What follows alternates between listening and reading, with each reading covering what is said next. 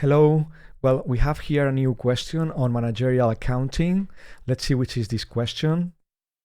Okay, the major purpose of cost estimation is to break down total cost into short run and long run components, fixed and variable components, controllable and non-controllable components, direct and indirect components. Okay, let's think this is A, B, C, and D options.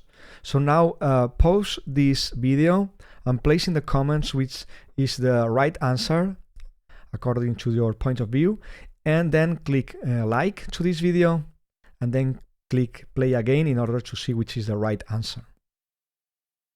Okay, I hope that you have already done that, and let's see. From my point of view, the right answer is this one, fixed and variable components. So now let's check if this is the right one or not. Let's see, it's here, checking, and yeah, exactly.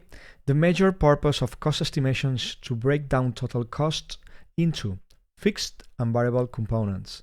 Okay, this is the definition. I mean, total costs equals to fixed costs plus variable costs, right? So this is something very, very important in accounting management, and I hope that you also choose the right answer.